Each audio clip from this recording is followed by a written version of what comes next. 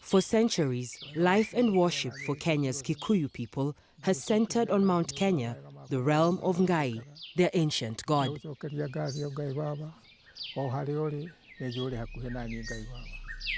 Mahoya maitu mothe ma Gĩgĩkũyũ maroragio Kĩrĩnyaga.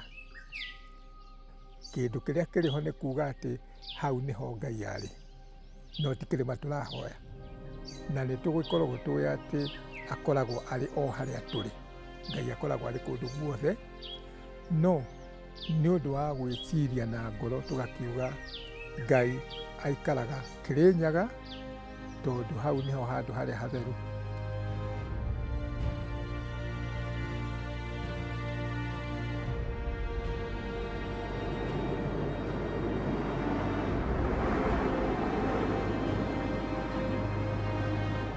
Mount Kenya is Africa's second highest mountain, and its rugged peaks are crowned with one of the world's rarest sights, equatorial snow.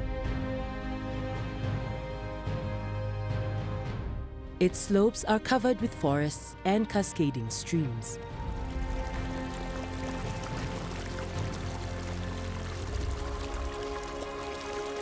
The flowing water is so critical to the Kikuyu people, agriculturalists who farm the highly fertile volcanic soil on its western and southern slopes.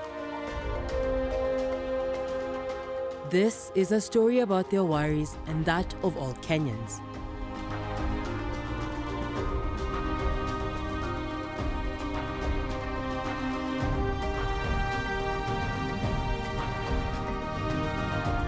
Are we the last generation to climb up this age-old ice before it drips away?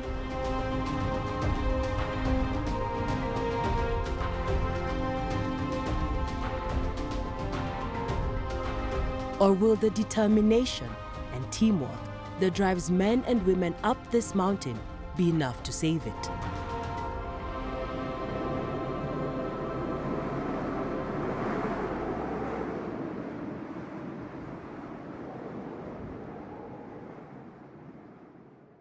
Edward Mutitu is a farmer living in the shadow of Mount Kenya since 1963.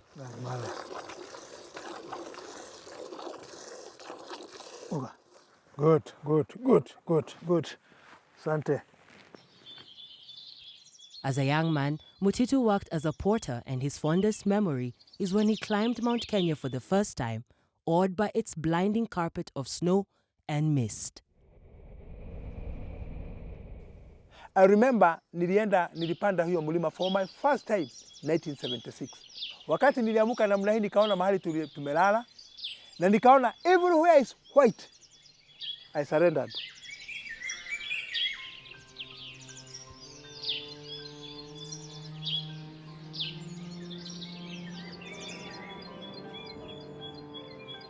There's something humbling about mountains, especially Mount Kenya, rising vertically to almost 17,000 feet from the country's central plains. Its spiky peaks are inlaid with azure glaciers, leaving you awestruck and with an unstoppable urge to keep climbing.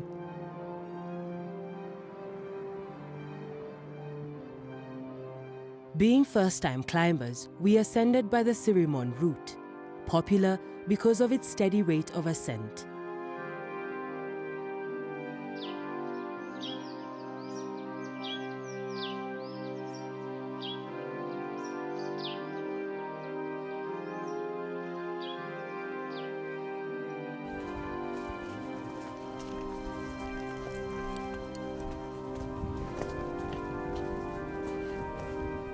Think like a soldier, you're past the point of no return. These were words of encouragement from our guide as exhaustion started to set in.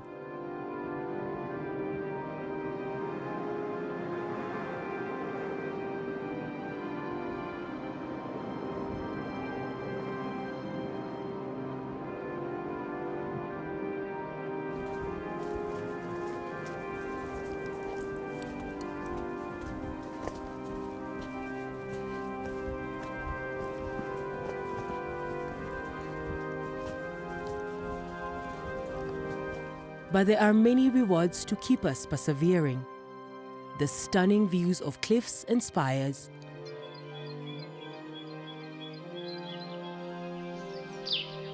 the songs of birds,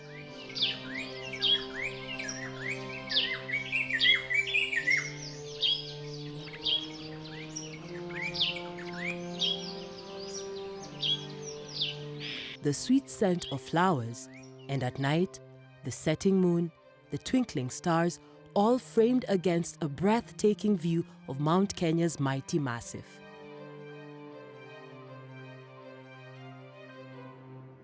But the mountaintop that was once decked in ice and snow is fast losing its frozen crown.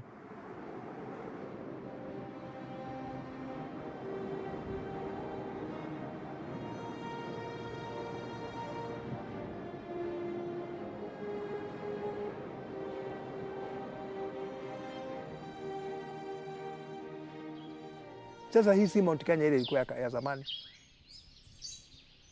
Ni Mount Kenya ambayo hata mtoto akitaka kwenda kupanda, anaweza kutoka Silmon na aende huko juu na hakuna kitu atakutana naye. I remember by that time nilienda huko Mount Kenya for the first time.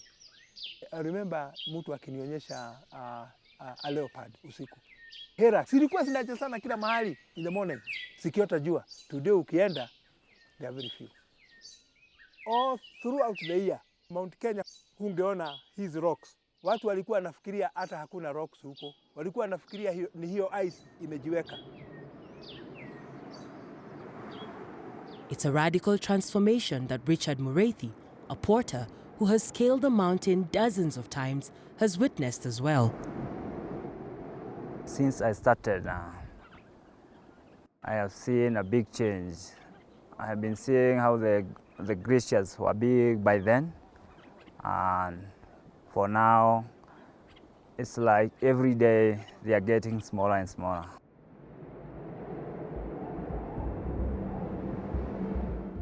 What is now just a sliver were once colossal sheets of ice, as these 100-year-old photos taken by climbers and explorers show.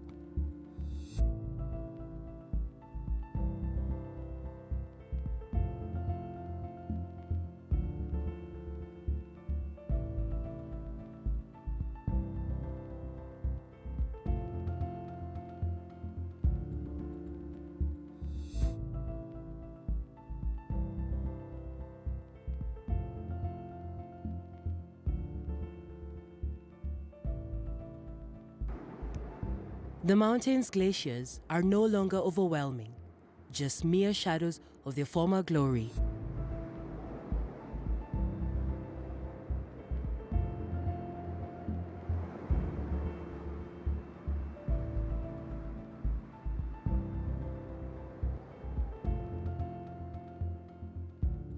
This is where the once mighty Lewis Glacier now ends. Once, a great cascade of water rushed down the glacier's flanks. Now it's been reduced to a mere trickle. There was a big ice cave, and in the cave I could see a big volume of water compared to how I can see the water coming from the glacier. Now the volume of the water has totally reduced. Also, the sound I could hear from the cave of the water flowing from the glacier. Also, the sound of the water has reduced. The thickness of the glacier that I could see on the walls of the cave, by then it was thick. Now I can see it's getting thinner and thinner.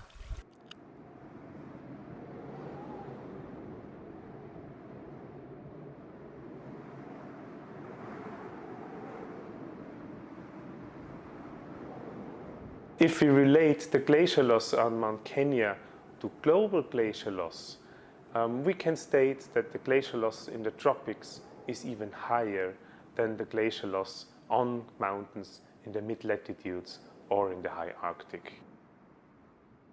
If the current conditions prevail, Mount Kenya glaciers will be extinct before 2030.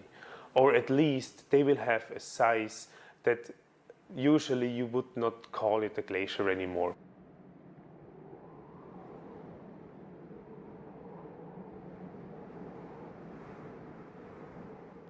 According to the UN Environment Programme, only 10 of the 18 glaciers that covered the mountain's summit a century ago survived, but with less than a third of their previous ice cover.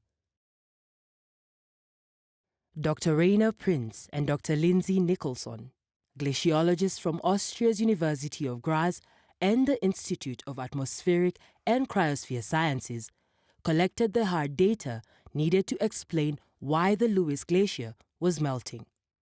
Their findings may surprise you. Now, our results show clearly that if we make climate colder, the glacier is not able to persist. Even if we make the climate warmer, the glacier does not really melt more. So this means that air temperature does not have really any effect if the glacier grows or shrinks. However, this does not contradict global warming, because this precipitation feedback, as far as we know, is created over the Indian Ocean because there the sea surface temperatures are changing, which means that less moisture and less precipitation is transported from the Indian Ocean to the East African, and so there's less rainfall in East Africa. And less rainfall in East Africa also means that glaciers melt.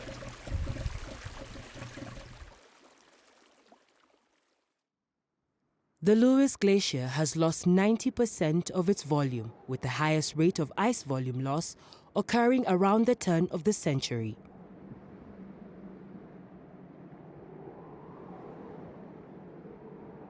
When we put it all together from the oldest glacier extent from Lewis Glacier we know, which is basically around 1880, we can say that from 1880 until 2016, roughly 90% of the glacier area vanished and more than 90% of the glacier mass. Unfortunately, the glaciers are fast disappearing and their melting is expected to accelerate. The study shows that this is primarily caused by shifting ocean conditions that are preventing moisture from circulating over East Africa. From the snow-capped mountains came folk tales, stories of bravery and bounty, but most importantly, from the glaciers come streams that feed into bigger streams that feed into rivers, giving life to everything around the mountain, including Edward and all his neighbors in the counties surrounding Mount Kenya. Hakuna mto hata moja ilikuwa inakauka kutoka Mount Kenya. Coming up, what happened below Mount Kenya's glaciers when the forest started disappearing.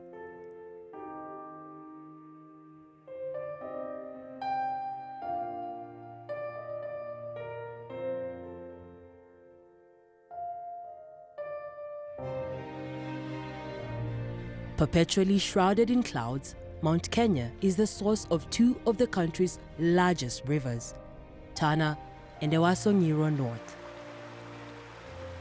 Beginning under these vertical cliffs in the melting ice of the Lewis and Tyndall glaciers, the highland tributaries at a time grew into dangerous raging torrents. Hii mto ilikuwa na maji mingi. Hata tulikuja kuchota hapa, tunatoka juu kukuja kutafuta maji hapa, na ukakuta hata wazazi wetu wanaogopa kwa sababu mtabwebo na hiyo maji.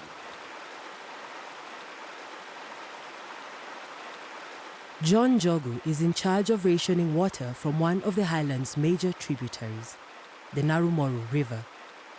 The abstraction he regulates is just one of 11 projects supplying millions of liters of water for households and farms that depend on it.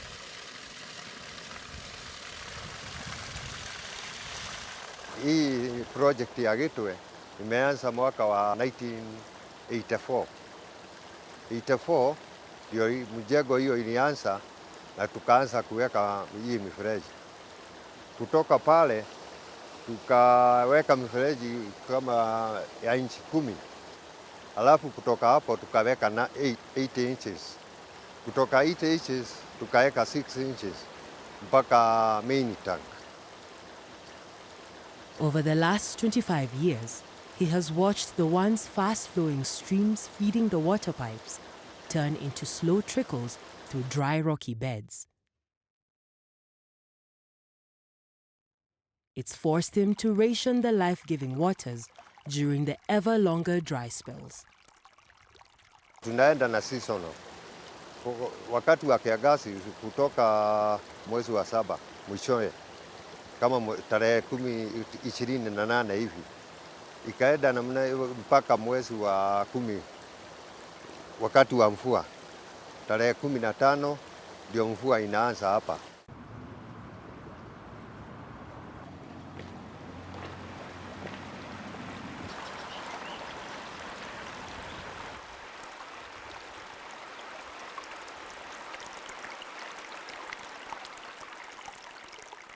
The future is very bleak. I mean, it's not promising because we can see our rivers are turning into furrows, just dry furrows. Julius Moneki is the chairman for the Water Resource User Association of the Narumoru River. As we have 2 tributaries from the mountain, one is normally fed by the glacier. The other one is fed by the moorland. So when the glacier is not there, then you don't expect the river to flow. And then when the moorland is a little bit degraded, then you don't expect the whole river almost dies. So it's a very serious issue, and we need to do something if our communities are to remain safe. Safe from hunger, safe from drought and thirst. A decade ago, Mutito used to harvest 50 or more bags of maize from 1 acre. Now, if he harvests 15 bags, it's a small miracle. Sasa badala hii mahindi ikaukie kwa shamba na iwe bure, sasa tumeigeuza iwe ya kupatia ng'ombe. Sasa ile kitu tunafanya, tunaikatia ng'ombe. Kwa sababu tukiingojea haitakuwa, na ikikaa sana inakauka. Ni ngumu sana dakika hii kuona mtu amepanda mahindi ya mvua na ikue. Mwisho kabisa sisi tulipata mahindi, that is for the last 10 years. Tuli harvest gunia 28 za mahindi. This dry season, Mutito is playing it safe, cutting his corn early to use it as animal feed before it all shrivels up and dies.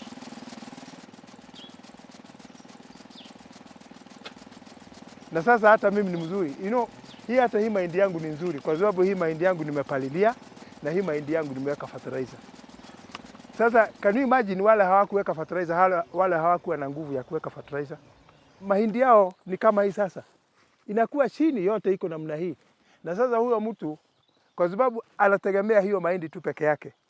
Hata ukimwambia akate hiyo mahindi apatie ng'ombe hasa akakubali. Finally hiyo mahindi yote inaishia.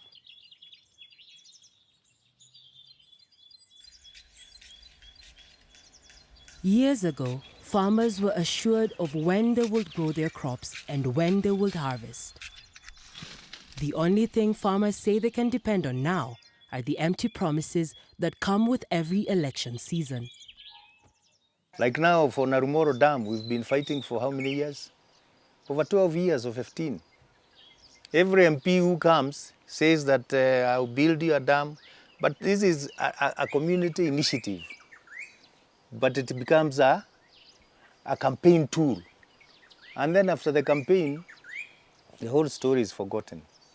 So if we want to maybe think of the Kenyans who are there today and the future generations to come, we should all put our efforts on providing the communities with irrigation water. Moneki is leading by example. He has built a water pan in his farm where he harvests rainwater, allowing him to go green all year round. I normally harvest water during the rainy seasons. I normally use pipes, 4-inch pipes. I connect them all the way from the road all the way to this site. And there's a lot of water. In fact, you even do a bit of regulation because there's a lot of water that goes to waste. So in fact, whatever I capture maybe a quarter or an eighth of the kind of water we normally have here. A few weeks, you might even think it has never rained for many years.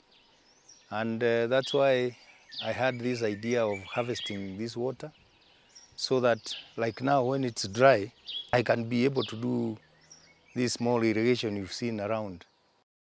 Sagana, Thegu, Rikie, Ragati, Narumoru, Burguret, all of Mount Kenya's rivers can barely maintain their water flow even though it continues to rain on the mountain.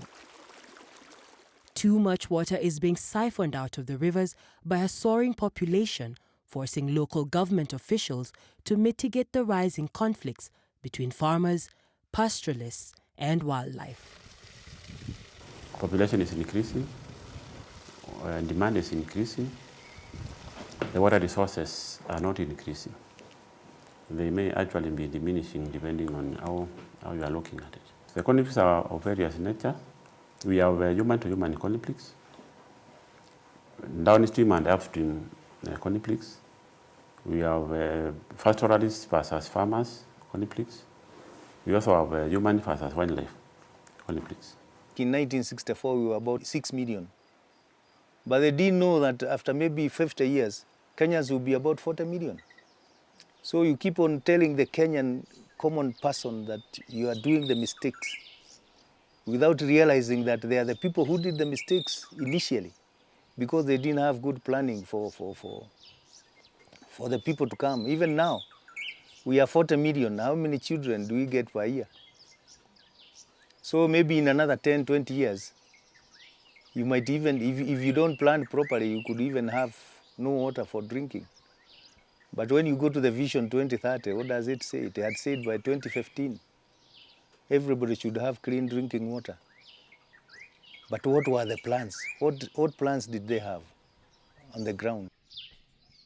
Planting trees in the ground on the lower slopes of Mount Kenya may be the most helpful way to stem the decline of the glaciers above, according to the Kenya Wildlife Service mountain research scientists. We expect now more forest cover. We expect more tree cover. When we have more tree cover, we have what we call the amelioration of microclimates. Sun rays landing on dry land are reflected and heat up the atmosphere. If we have more of the rays absorbed, then we will have the amelioration of microclimate that if done by almost everyone, we will have lower temperatures. And therefore we will have more snow and ice in the mountains. Water and life are inseparable. Mount Kenya's once magnificent glaciers are expected to completely melt away in the next decade.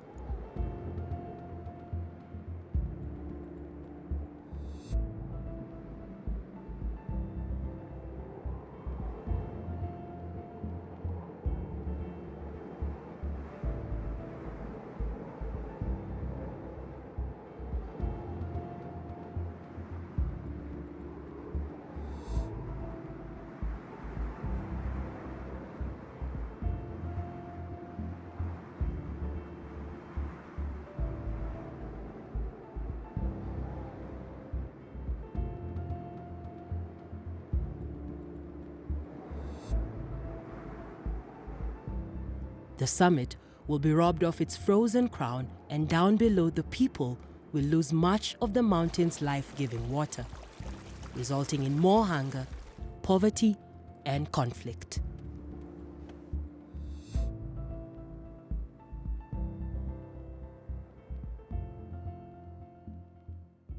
Tusifikirie ati kwa sababu tunalima mashamba yetu tutalima milele. Kuna wakati mtu atafika wakati ashindwe na hata kwenda shamba kuchukua hata jembe alime. Lakini basic needs za nyumba zitakuwako. Kwa sababu kila siku lazima tukunywe maji. Kila siku lazima tupate moto.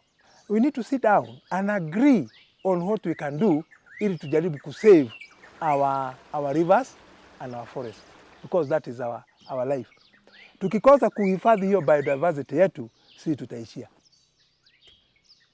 But as Wangari Maathai said, the future of the planet concerns all of us, and all of us should do what we can to protect it. Ngai baba kugucokeria ngatho ni undu wa maega maku mothe maria wikaga Ngai baba ni utuhete maundu. Riu kindu kiria kiega ni riri, ni undu wa ungiona mahitia na one thina niri ukumenya kweli ni njikite mahitia. Ungiaga kugwa uhingwo iru riaku riure thakame, ndungihota kwimenyerera tondu urona kwaraganite guothe. Tondu riri aria maguciarire ni mamenyereire githaka giki nigetha ugikore kiri kiega, no we ni guthukia ureka atia urathukia niki? Tondu ni wamenyire kwaria githungu ukauga I don't care. Niwona tiga kuuga uguo, uga atiriri reke kamuti gaka ndige gutema nigetha uria ugoka rucio ri nake akona uteithio hari muti uriku, hari muti uyu.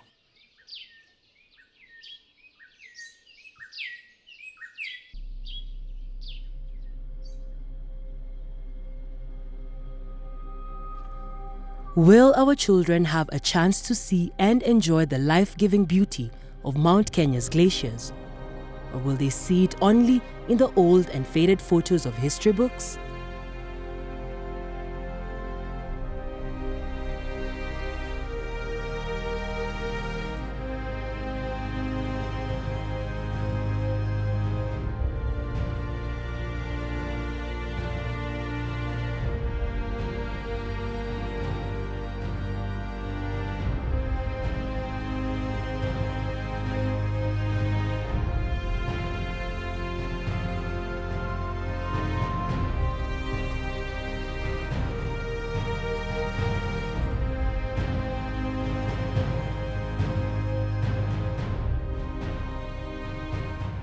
We have a grave responsibility and an even bigger task if we are to heed the words of an old Kikuyu proverb that goes, "You must treat the earth well.